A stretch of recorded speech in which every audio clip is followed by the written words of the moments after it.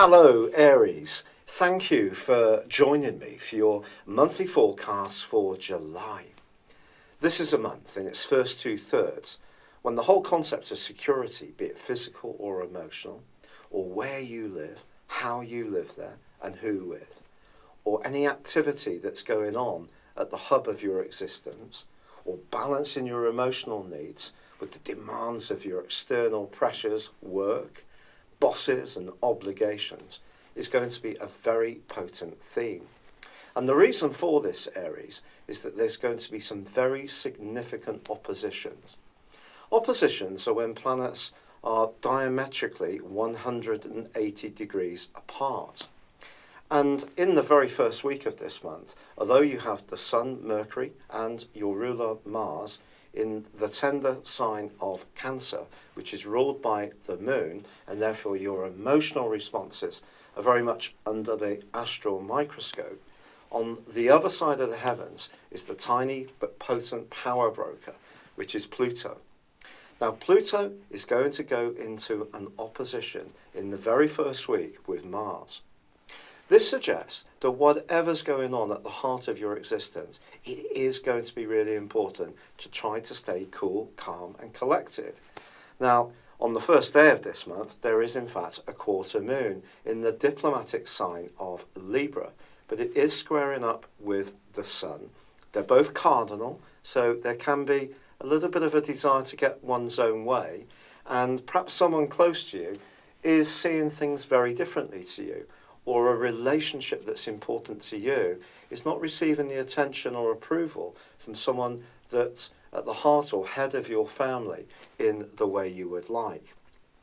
Now, if you're making some physical changes to your home and you're dealing with any kind of contractor or outside person, it's absolutely vital that the terms of reference between you and them is crystal clear this month. Because not only is Mars going face to face with Pluto in the first week, so the Sun goes face to face in week 2. These are very, very potent influences. I can't emphasize this enough. And it suggests that someone may not be as cooperative, sensitive or tuned in to your needs as you would like, which in some ways could prove to be profoundly disappointing. But it could be more than that. There could be a real sense of difference, and you may find yourself in a kind of situation where you're having to assert yourself. You're not necessarily wanting to be over assertive, but at the same time, if you're pushed, you may find yourself having to be really strong and show a degree of willpower to defend your position, because that's what the Sun, Mercury and Mars are all about in your 4th solar house. Now there is a breakout early in this month which is profoundly good for you. It begins on the 5th when Venus, the planet of relating, moves out of your sector of resources where it's certainly been helping you in the previous 28 days. Well, it moves into its sector of communication, of everyday communication. And you're going to come across with great charm and persuasion in the time to come. But Mercury moves on the following day, on the 6th, into Leo. Now that's very positive because Mercury working its way through the sign of Cancer is not at its happiest. Mercury's about clarity, it's about how we think, and the subjective emotions of Cancer can almost stop Mercury working. So as it emerges on the 6th, but continues to forge a grand alliance with Venus, I think your personal communication can start to really glitter. So even if you are confronted with some tricky situations, people or politics, this is going to help you to just diffuse things, perhaps with a lighter touch, a slice of humour or a degree of diplomacy. And that's really going to be very helpful. Now the full moon, which occurs on the 9th, is highly potent because this is a full moon that's going to be combining with, you've got it, Pluto. Pluto's the planet of change, transformation.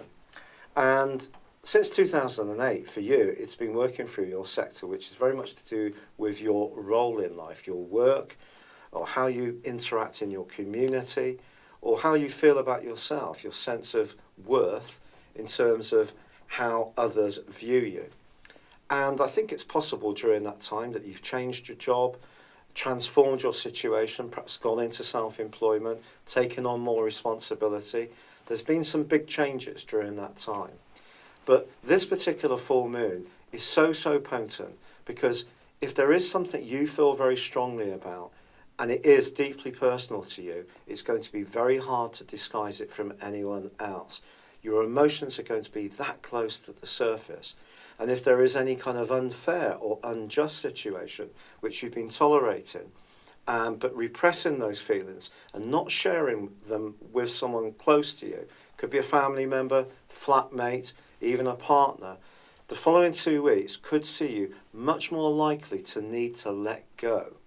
This can be very constructive, especially if you can ventilate your feelings in a very considered way. But that's not always easy when we get the raw power of Pluto.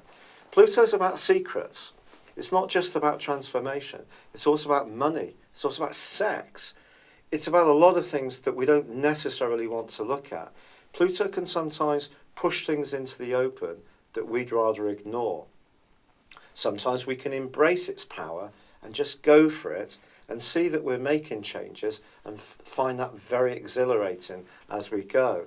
So if you do think about moving in the early part of this month, or making some fundamental changes, or the emotional basis of your situation is altering in some way, it really wouldn't be a surprise.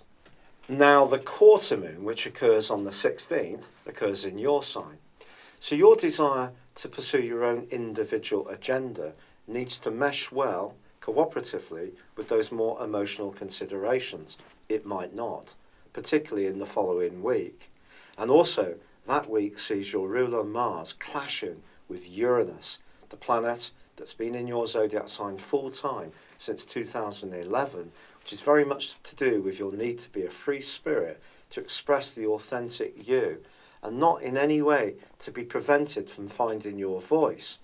Now, Cancer can be a sign which almost, in an unspoken way, coerces us to fit in with the structure that's expected. So that means being quite traditional in our approach, doing what's laid down by perhaps senior people in your situation, your emotional situation.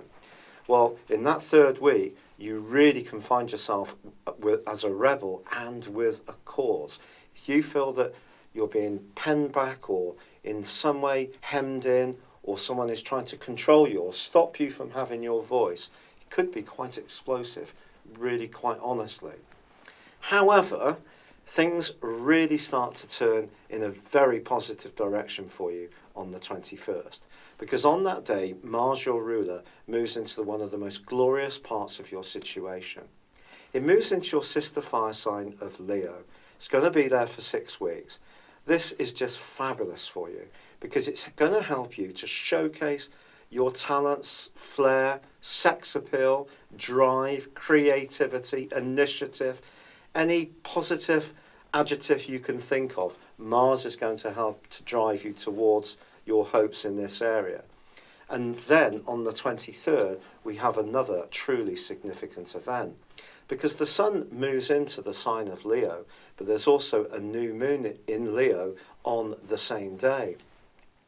What makes this particularly significant is on the 21st of August, there will be another new moon in Leo. So this is a black moon, but it will be a total eclipse.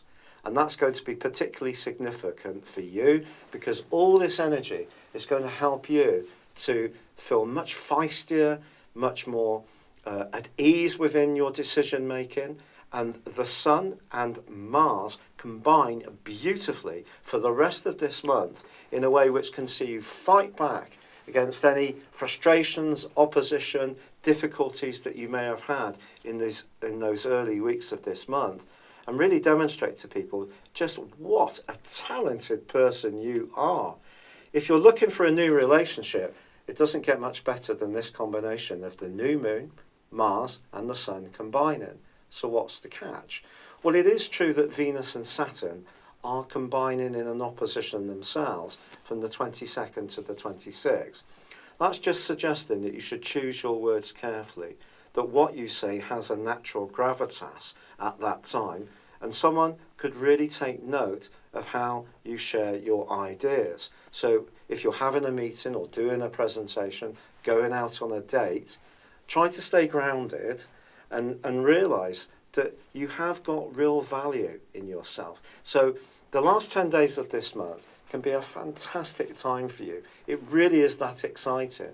But I just feel earlier in this month, if there is any politics around a family relationship, a boss who expects you to drop everything at all times and rush into work or do overtime, or you have your own business and never seem to have any space to spend with loved ones, all of this can cause an awful lot of tension, and you do need to be aware of this, because Pluto is a planet we cannot take lightly, and someone could be very confrontational towards you, or you could find yourself needing to be so to someone else.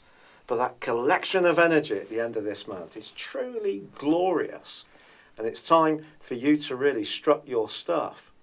But there's another thing, because as you know, the North Node is now back in a very much more positive location for you. This is your point of destiny. And the role of Uranus in your situation, which obviously is about freedom and it's about following your hunches, removing from your situation all the debris. Well, I feel if you have been going through a situation where you haven't really been expressing yourself as authentically as you would like, this is certainly going to help you too. Thank you for joining me. It's been a real pleasure being with you. I'd like to tell you about my wonderful Horoscope Ace app. Please try this out at www.horoscope-ace.com. You can get your weekly, monthly and yearly videos there for free, but also daily, weekly, monthly, yearly, general, love, Chinese and Indian horoscopes, and also free tarot for love and money as well. Thank you for joining me. Good luck and goodbye for now.